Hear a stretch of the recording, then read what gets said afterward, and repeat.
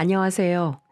그간 사연 튜브를 시청하기만 하다가 용기 내어 저도 저의 이야기를 적어보게 되었습니다. 저는 한 번의 이혼의 아픔을 겪은 사람입니다. 여러모로 많이 힘들고 고달픈 결혼 생활을 하다가 이 결혼 생활을 유지하다간 행복해지기는커녕 점점 더 비참해지기만 할 것 같아서 큰 결심 후에 이혼이라는 결론을 짓게 되었습니다. 그리고 이혼 후에는 역시나 그때보다도 훨씬 더 행복한 삶을 살고 있어요.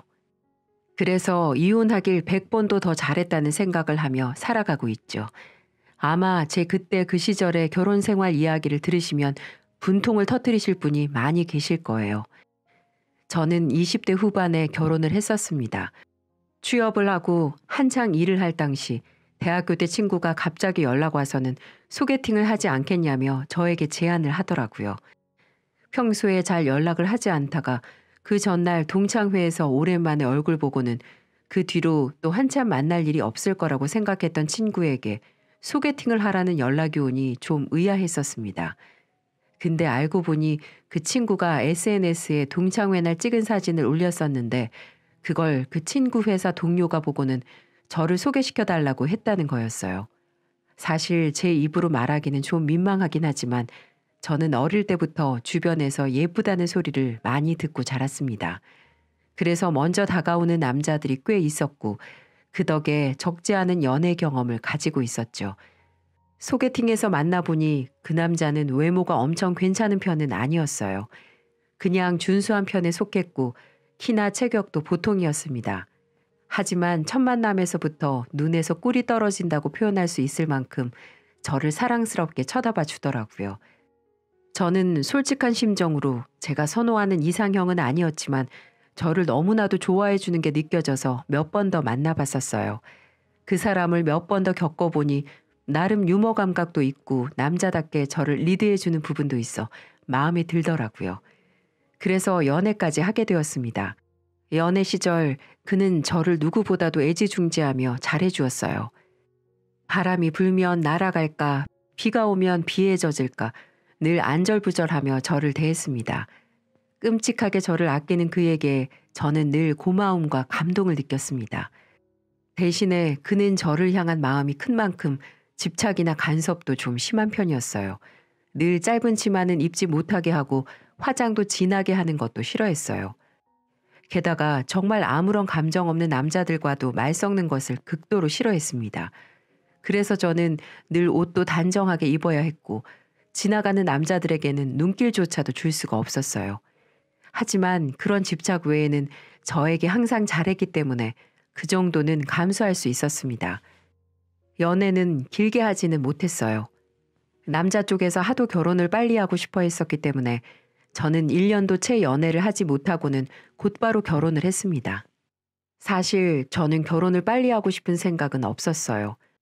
조금 더 만나보고 이 사람을 경험하고 싶었지만 남자 쪽에서 결혼을 서둘러 하고 싶어 했었습니다. 이유는 다른 건 없었어요. 이 사람은 마케팅과 관련된 일을 하고 있었는데 회사에서 업무를 배우다가 본인이 회사를 차릴 수 있겠다 싶었는지 직장 안에서 꽤나 유능했던 사람을 설득해서 개인 사업을 시작하고자 했었어요.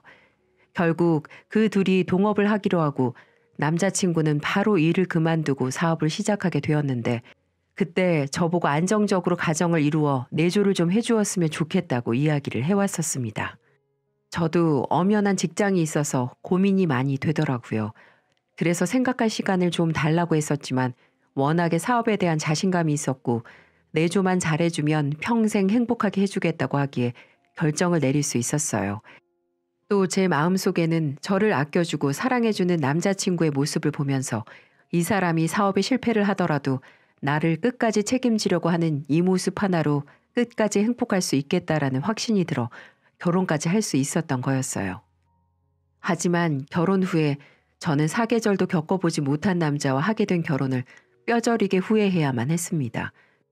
아무리 사업 때문에 결혼이 급하다고 했어도 더 신중하게 생각을 해보고 결혼을 했어야 했어요. 저는 남편을 제대로 내조해주기 위해서 다니던 직장까지 그만두고 전업주부로서 남편 내조와 집안일에 전력을 다했습니다. 매일매일 새벽같이 일어나 남편이 일 나가기 전 든든하게 밥을 먹으러 갈 수 있도록 아침상을 차렸고 그 이후에는 늘 기분 좋게 집에 들어올 수 있도록 집안 청소도 깨끗하게 했어요. 사업가로서 어디 가서도 멋있게 보일 수 있도록 늘 저녁마다 다음날 입고 갈 옷을 골라 와이셔츠까지 다려가며 준비를 해놓을 정도로 저는 정성스럽게 남편을 내조했습니다. 그 노력을 남편도 알아주어 처음에는 집에 오면서 저에게 꽃다발도 사다 주고 제가 좋아하는 음식도 사다 주며 잘해주었어요. 나름 결혼 생활에 보람과 만족을 느끼며 지냈고 남편의 사업도 다행히 처음인데다 초반인데도 불구하고 나름 잘 성장시켜 나가고 있는 듯 했어요. 그렇게 남편의 말 그대로 행복하게 지내고 있던 때 저희 가정에 큰 축복이 찾아왔습니다. 바로 임신이 된 거였어요. 처음에는 남편도 정말 기뻐했어요. 사실 남편이 사업 때문에 바빴기 때문에 아기 계획은 가지고 있지 않았어요. 근데 예기치 못하게 아기가 찾아오게 되었죠. 갑작스럽고 당황스러웠지만 그래도 어쨌든 아기는 어디 가서도 축복받을 만한 존재였기 때문에 저도 남편도 좋아했습니다. 하지만 저는 이 아기로 인해서 저의 행복이 순식간에 불행이 되는 것을 경험해야만 했어요. 저는 아기를 가진 상태에서도 남편을 열심히 내조를 했습니다. 똑같이 아침상을 차리고 집안 청소를 하고 저녁이면 남편이 입고 갈 옷을 준비해 두었어요. 하지만 문제는 저의 몸이었습니다. 제 몸은 아기를 가진 이후 점점 변하고 있었어요. 대부분의 임산부들이 그렇듯 아기를 가지고 배가 불러오면서 살이 찌기 시작했죠. 게다가 저는 입덧을 먹덧으로 했기 때문에 더더욱 하루가 다르게 빠른 속도로 살이 올랐어요. 근데 저에게는 이게 큰 문제가 되지 않았습니다. 임신을 했다면 너무나도 자연스러운 현상이었으니까요. 하지만 우리 남편에게는 아니었어요. 남편은 하루가 다르게 살이 쪄가는 저의 모습을 보면서 점점 저에 대한 태도가 변해갔습니다. 여보, 당신 좀 요즘 너무 살찐 거 아니야? 관리를 어떻게 했길래 갑자기 그렇게 살이 쪄? 어? 아니, 임신했는데 살찌는 건 당연한 거지.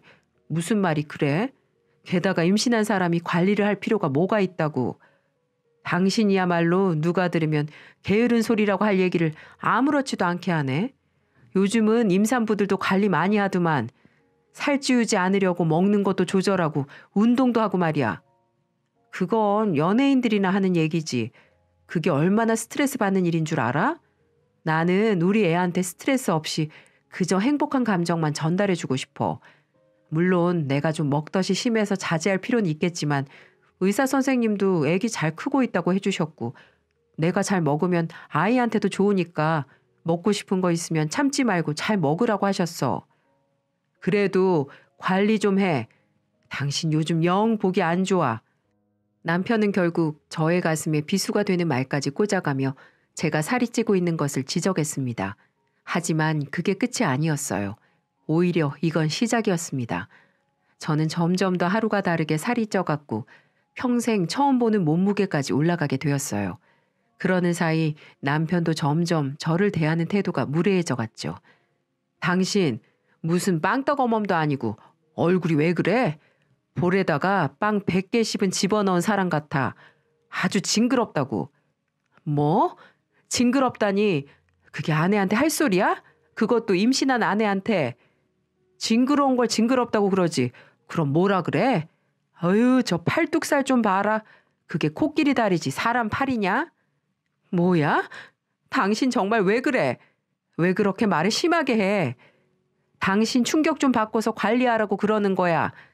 진짜 어디 가서 내놓기 쪽팔릴 정도라고. 명색이 내가 사업가인데 집사람이 땅에 굴러가게 생긴 걸 보면 잘도 신뢰하고 좋아하겠다. 살 좀 빼. 남편의 망언 수준은 점점 더 심해져만 갔어요. 게다가 거기에서 그치지 않았습니다. 남편은 제가 뭐가 먹고 싶다고 집에 들어오는 길에 사달라고 하면 살쪄서 안 된다며 아예 사다 주지도 않았어요. 우리 아기가 먹고 싶어 하는 거라고 이야기를 해도 소용이 없었습니다. 그러다 결국에는 생활비까지 줄이는 지경이 되었죠. 당신 이번 달부터 식비 나가는 거 줄여. 생활비도 그만큼 줄여서 줄 거니까 당신 내가 생활비 다시 제대로 줄 때까지 식단 조절하면서 살 빼. 뭐라고? 야, 네가 인간이야? 어떻게 네 자식 품고 있는 와이프한테 생활비까지 줄여가면서 살을 빼라고 해? 너 정신 제대로 박힌 거 맞니? 그러니까 미리미리 조절을 했어야지. 아무튼 그렇게 알고 있어. 남편은 막무가내로 생활비를 줄이겠다는 통보를 하고는 정말로 그때부터 생활비를 적게 주어 식비를 줄일 수밖에 없었습니다. 서러움 속에서 아이를 낳았고 저는 아기한테 스트레스를 주고 싶지 않았지만 결국 저의 슬프고 억울한 감정을 10달 품은 아이에게 전달하며 출산할 수밖에 없었어요. 남편은 아기가 태어나는 순간에도 바쁘다며 오지 않았습니다. 그동안 회사 때문에 바쁘다는 핑계를 대며 한 번도 산부인과에 같이 가지 않았는데 결국 출산날까지도 코빼기 하나 보이지 않았어요. 왜 이렇게 변해버린 걸까 저는 매우 슬펐습니다. 출산의 기쁨보다도 축하받지 못한 출산을 했다는 서러움이 더 크게 느껴졌어요. 그래서 그때부터는 저도 남편에게 제대로 내조를 하지 않았습니다. 더럽고 치사하기도 했지만 정말로 아이를 돌보느라 남편을 신경 쓸 겨를이 없었어요. 남편은 조금도 육아를 도와주지 않았기 때문에 저 혼자 독박 육아를 하며 지내야 했어서 아침상을 차린다거나 집안일을 다 그때그때 할 수 있는 수준이 안 되었어요. 그것 때문에 남편과도 많이 다투었습니다. 당신 집에서 도대체 하는 일이 뭐야? 애 보는 게 뭐 그렇게 유세라고. 산후조리원에서 나와서는 집안일을 하나도 안 해. 하나도 안 하긴. 당신이 애랑 하루 종일 집에 있어봐. 네가 애기 기저귀를 갈아줘봤어. 아님 분유 하나를 타줘봤어. 하다못해 네 새끼 하나는 봤니? 그냥 얼굴 보고 눈도장 찍으면 그만이지? 아, 네가 어련히 잘 알아서 할까? 그리고 잘 해야 하고. 나는 사업하는 사람인데 그럼 그런 것까지 신경을 써야 돼? 내일부터 아침 걸으면 가만 안 둘 줄 알아. 애 새끼 밥 먹일 시간은 있고 하늘 같은 남편 밥 줄 시간이 없다는 게 말이 돼? 남편은 완전히 이전과는 달리 저에게 강압적인 태도를 보이기 시작했습니다. 순식간에 돌변한 남편의 모습이 저는 믿기지가 않았어요. 그리고 전과 같이 저를 사랑스럽게 쳐다보지 않고 싸늘하고 한심하게만 보는 그 눈빛에 상처를 받고 스트레스를 받았어요. 저는 스트레스를 먹는 것으로 풀었고 임신을 했을 때보다 더 살이 쪄갔습니다. 그리고 그거에 대해 남편의 반응도 더 심해져만 갔어요. 하루는 남편이 퇴근을 해서 같이 저녁을 먹을 때였습니다. 겨우 저녁 식사 전에 아기 저녁을 먼저 챙기고 재운 뒤에 편안하게 먹으려고 했습니다. 근데 남편이 갑자기 제 밥그릇을 뺏는 거예요. 뭐야? 내 밥그릇 왜 뺐는데? 먹지 마. 뭐? 먹지 말라고. 그 몸으로 살고 싶은 생각이 드냐? 더러워서 못 보겠으니까 넌 오늘 저녁 처먹지 말고 가서 저 온갖 것 널브러져 있는 거실이나 치워. 야, 너 진짜 네가 인간이야? 너 내 남편 맞아? 그렇게밖에 말 못해? 아, 더럽게 떽떽거리네 진짜. 야, 너는 내 와이프 맞냐? 어디 가서 쪽팔려서 내 와이프라고 말도 못하겠어. 다 너를 위해서 하는 말이니까 좋게 말할 때 꺼져라. 식탁에서 사라져 빨리. 저는 거의 인격 모독 수준으로 이야기하는 남편의 이야기를 무시해버렸습니다. 정말 화가 나고 서러웠지만 여기에서 제가 또 울면서 들어가 버리면 지는 것만 같았거든요. 그래서 남편이 한쪽으로 치워버린 미역국과 밥을 다시 가지고 와 보란 듯이 꾸역꾸역 먹기 시작했어요. 하지만 먹기 시작한 지 얼마 안 돼 저는 그대로 숟가락을 내려놓고 폭풍으로 눈물을 흘려야만 했습니다. 남편은 제가 먹는 모습을 황당하다는 듯이 쭉 쳐다보더니 벼랑간 제가 떠먹고 있는 미역국을 뺏어가더니 그대로 제 머리 위로 부어버렸어요. 아, 뜨거! 이 미친 게 진짜. 야, 좋게 말할 때 들으라고 했잖아. 네 그 돼지 같은 면상 꼴 보기 싫다고. 어디서 감히 개기어 개기길? 에이, 진짜 내가 짐승 새끼랑 사는 것도 아니고 더러운 꼴을 다 보내 진짜. 남편은 너무나도 놀래 아무것도 못하고 있는 저에게 독서를 또 한 번 쏘아대더니 그대로 집을 나가버렸습니다. 저는 그 순간 이게 뭔가 싶었어요. 내가 왜 내 손으로 끓인 미역국을 뒤집어 쓰고 있어야 하는 건지 믿기지가 않았죠. 그때 처음으로 저는 이혼을 생각했습니다. 저는 남편이 나간 뒤에 이런 결혼 생활은 더는 이어갈 수 없을 것 같아 그대로 짐을 싸서 아기를 데리고 친정으로 가버렸어요.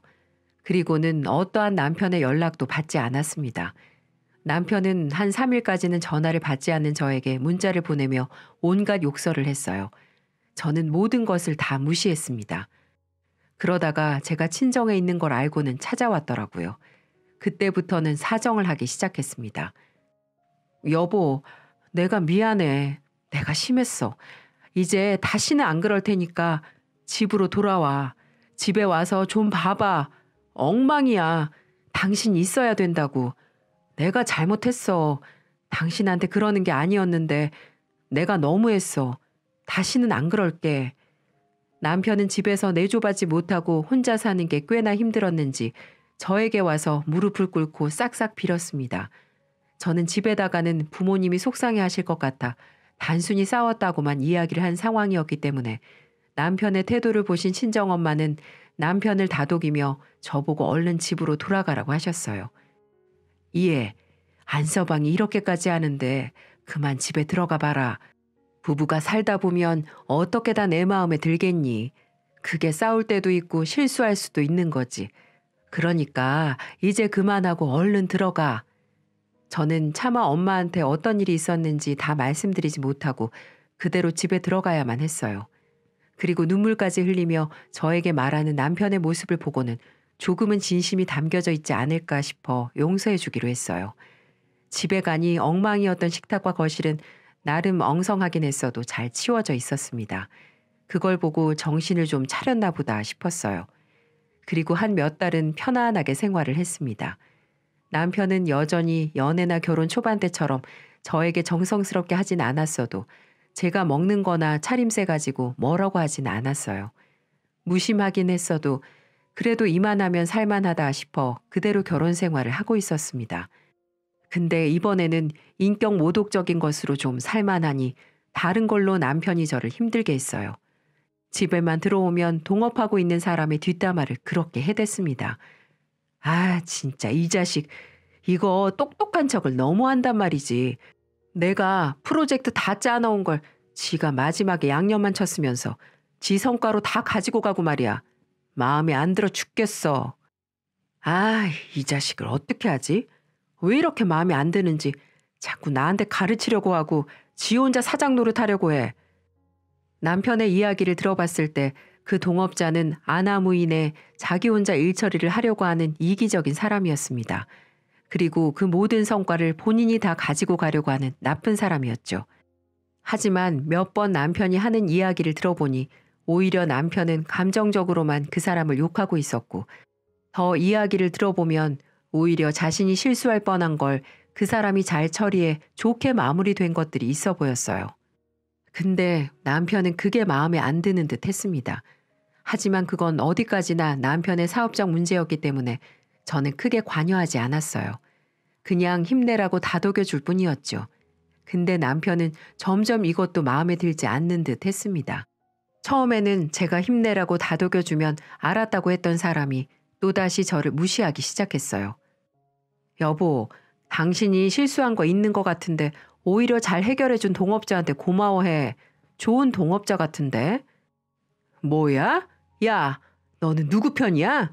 이게 내가 하는 일에 대해서 알지도 못하고 이해도 못하는 게 감히 나를 가르치려고 들어? 닥쳐. 남편은 저에게까지 화풀이를 했고 또다시 전에 했던 패턴 그대로 폭언을 하기 시작했습니다. 얼마 못 가 원상복귀된 남편의 모습에 저는 또다시 질리기 시작했어요. 그러다가 완전 이혼을 결심하게 된 일이 저에게 닥치고 말았습니다. 원래 지병을 가지고 있으셨던 시아버지가 결국에는 또 한 번 찾아온 위기를 넘기지 못하시고 돌아가시고 말았어요. 폐암으로 오랜 시간 고생을 하시다가 돌아가셨기 때문에 가족들 모두가 예상한 죽음이었습니다.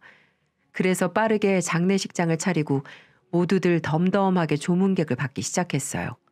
저는 그 당시에는 워낙에 정신없이 있었기 때문에 누가 왔다 갔는지도 제대로 모르고 있었습니다. 근데 한쪽에서 남편이 어떤 건장한 남자와 여러 명의 사람들을 데리고 테이블 한쪽으로 오고 있었어요. 저는 손님이 온 것을 확인하고 바로 음식을 차려주기 위해 반찬을 들고 그 자리로 갔습니다.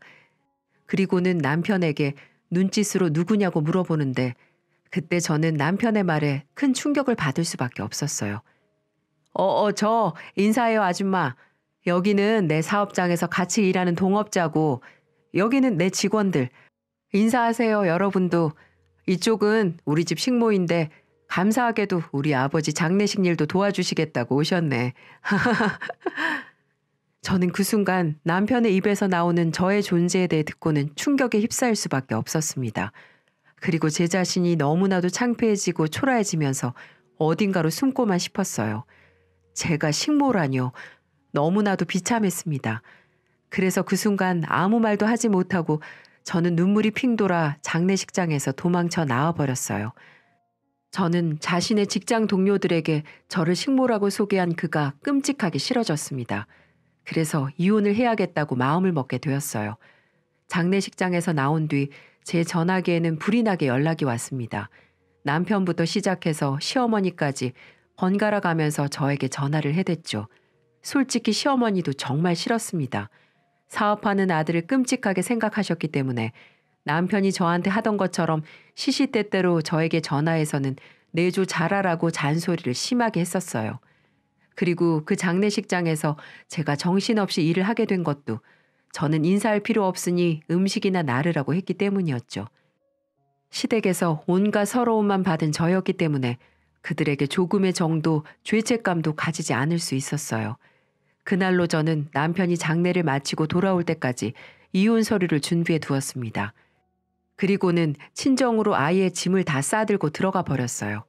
이때는 친정 부모님에게 남편과 시댁의 만행을 전부 다 이야기를 했고 엄마와 아빠도 화가 머리끝까지 나 절대로 그들을 용서해주지 말라고 하셨어요. 저는 장례가 끝나기만을 기다렸다가 남편에게 연락을 했습니다. 그제서야 연락을 한 저에게 남편은 역시나 화를 냈고 저는 모든 말을 다 잘라버리며 나오라고 했습니다. 야, 너 어떻게 된 거야? 미쳤어? 집에도 없고 당장 집으로 안 튀어와? 너 이대로 나한테 이혼당하고 싶어? 아니, 누가 당한대? 이혼 당하는 건 내가 아니라 너야. 닥치고 집 앞으로 나와. 지금 갈 테니까. 저는 남편에게 통보를 하고는 집 앞으로 찾아갔습니다. 근데 남편은 집에 없었던 건지 아니면 이혼을 하겠다는 저의 소리에 자리를 피한 건지 그 뒤로 아무리 집에 찾아가고 핸드폰으로 연락을 해도 만날 수가 없었어요.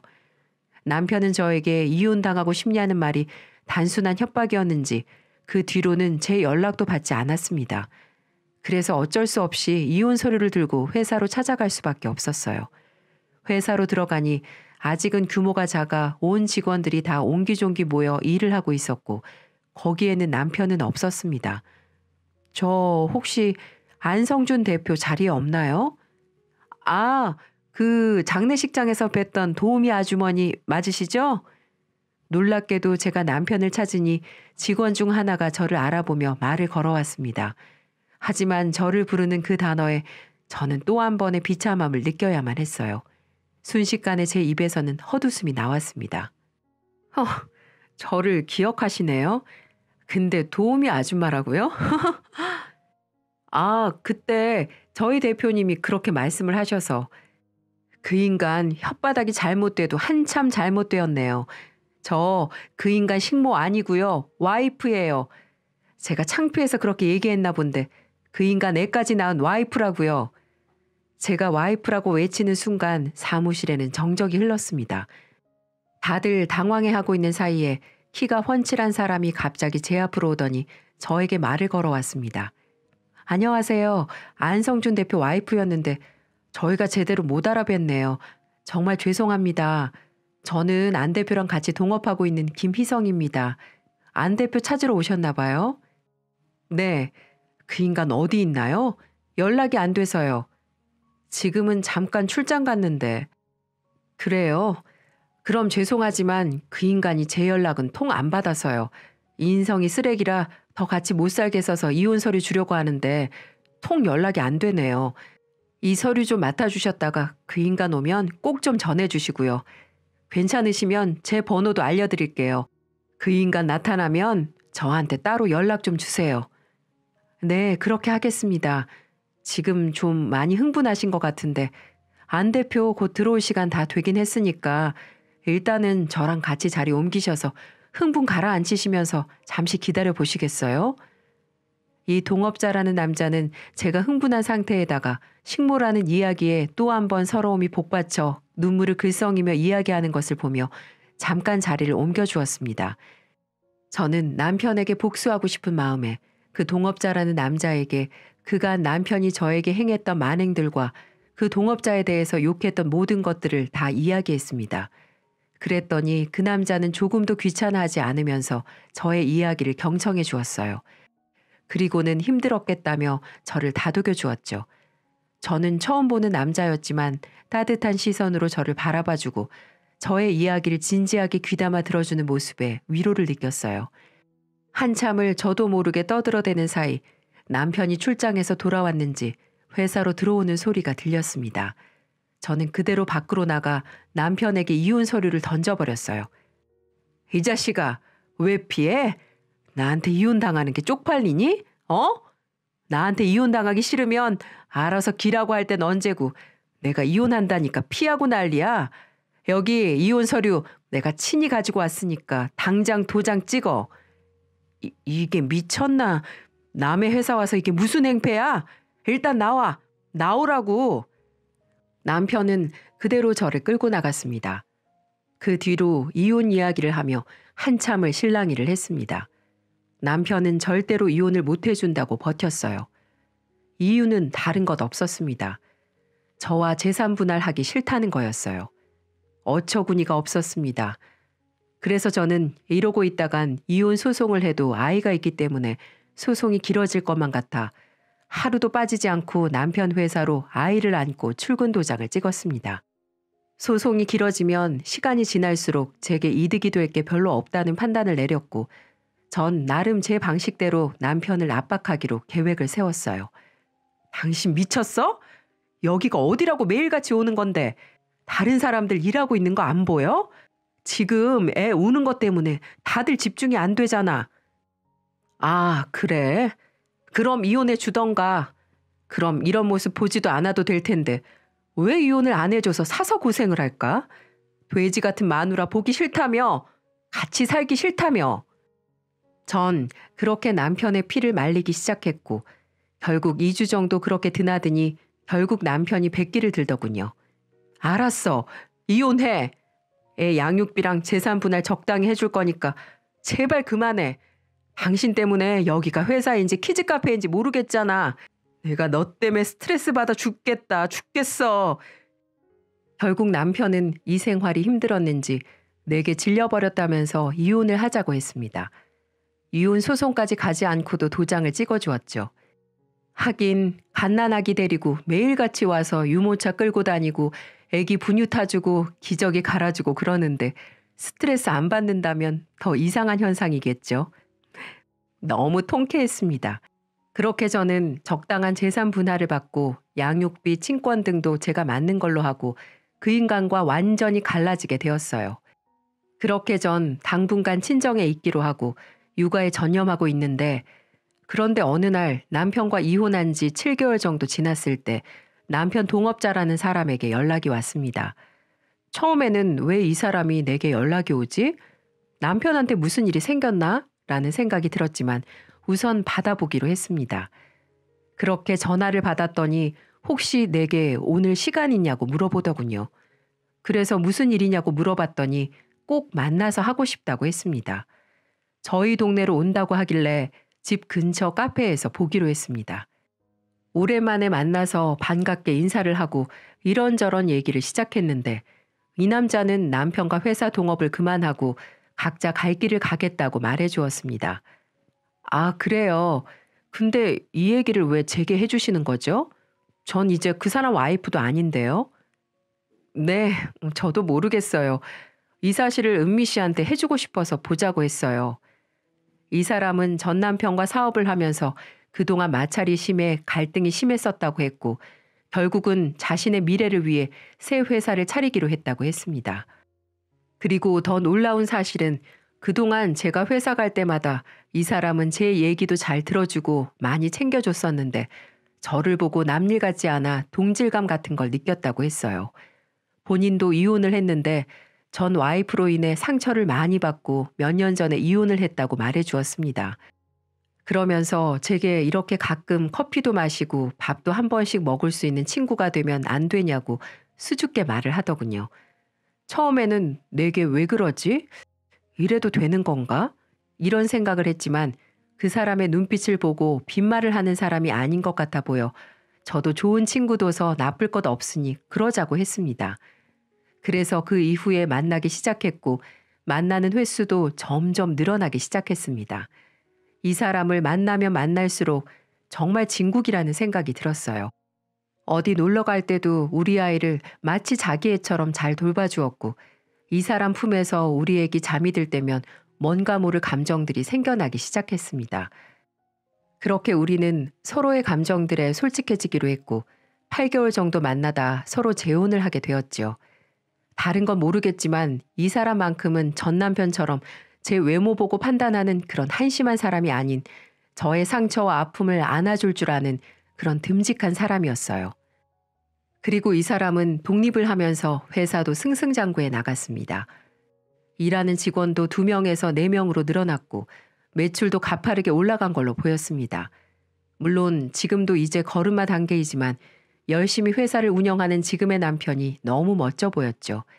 그리고 남편은 더 놀라운 사실을 알려주더군요. 지금의 남편과 전 남편은 사업을 하는 일이 비슷했기 때문에 서로 동향을 잘 알 수 있었는데 전 남편은 얼마 전 무리하게 사업을 진행하는 바람에 파산하고 말았다고 했어요. 자금도 부족한데 무리하게 대출을 받았다가 사업이 망했다고 얘기를 해주더군요. 그 얘기를 듣고 그러면 안 되지만 속이 시원했습니다. 그동안 전 남편과 결혼 생활을 생각하면 좋은 점은 하나도 없었고 언제나 무시와 구박, 잘난 척, 그리고 험담, 게다가 친정 무시 이런 것밖에 없었거든요. 그리고 이혼하면서까지 재산 나눠주기 싫어서 그렇게 발악하는 모습을 보고 전 남편에게 안 좋은 감정이 남아있을 수밖에 없는 상태이기도 했고요. 그런 남편이 망했다고 하니 당연히 속이 시원할 수밖에요. 근데 그 와중에 머릿속에 이런 생각이 들더라고요. 내가 만약에 이 사람이랑 결혼한다고 하면 시댁에서 어떻게 나올까 하는 생각이요. 남편에게 말하니 남편도 동의했습니다. 남편도 전 남편에게 아직 악감정이 남아있었거든요.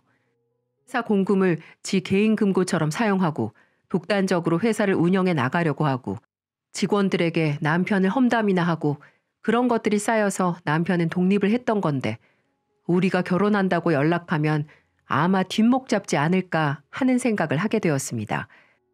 지금까지 우리에게 못 살게 굴었던 시댁 식구들하고 남편에게 지금은 우리가 이렇게 잘 산다, 너무 잘 돼서 결혼까지 하게 되었고 행복한 가정을 꾸미고 살기로 했다 하는 소식을 전해주고 싶었습니다.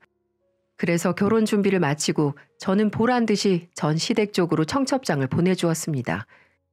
역시나 보낸 지 하루도 안 돼서 전 남편과 시댁 반응은 뜨거웠어요. 전 남편이랑 시어머니라는 사람이 차례대로 전화가 오더군요. 야, 제정신이야? 어떻게 이 새끼랑 결혼을 해? 너네 바람 폈지? 너 그래서 이혼한 거 아니야? 너희 절대로 가만 안 둬? 어떻게 내 지인이랑 결혼을 할 수가 있어? 얘, 너 지금 뭐 하는 짓이니? 재혼할 사람이 없어서 지 남편 일했던 사람하고 재혼을 해? 지금 그 청첩장 받고 우리 아들 다 죽게 생겼다. 사업도 망했는데 네가 그놈하고 결혼한다는 소리 듣고 완전 정신이 나갔어. 너 때문에 매일을 술만 퍼먹고 폐인됐다고. 이거사, 지금 너 우리 엿 한번 먹어보라고 그런 거지? 어머님, 이게 다 누구 때문인데요? 자기 마누라를 동네 아줌마들보다 무시하고 비참하게 만든 사람이 누군데요? 그래요. 저 잘 살고 있다는 모습 알려주고 싶었어요. 그러니 앞으로 인생 똑바로 살라고 하세요. 하고 전화를 끊어버렸습니다. 그리고 두 인간들 전화를 차단해버렸어요. 조금이나마 제 마음속에 남아있는 복수를 해준 것 같아 더 이상은 미련이 남지 않았거든요. 그렇게 저는 시댁 식구들하고 모든 인연을 끊어낼 수 있었습니다. 그래서 앞으로 제 새로운 인생에만 집중하고 살려고 하고 있습니다. 저는 지금 이 사람과 결혼을 코앞에 두고 있습니다. 결혼식이 얼마 남지 않아 준비를 하고 있어요. 저의 아기까지도 이 사람과 시댁 쪽에서 다 받아주신다고 해서 저는 이번 결혼만큼은 정말 잘하는 거라고 믿고 싶어요. 다정하고 저를 좋아해주고 사랑해주는 이 사람이 있어 전 남편에게 받았던 상처들은 많이 치유가 된 상황입니다. 오히려 새로운 인연을 전 남편 덕에 만난 꼴이 되니 고마워해야 하는 걸까요? 아무쪼록 저는 이제 새 인생을 잘 살아보려고 합니다. 이걸 보시는 모든 분들도 저처럼 사람과 사람 사이에 악연이 존재한다면 과감하게 끊어버리시고 가슴 속에 남아있는 응어리들이 다 사라져서 항상 기쁜 날, 좋은 날, 행복한 날만이 있으시길 응원하겠습니다. 제 사연 들어주셔서 감사합니다.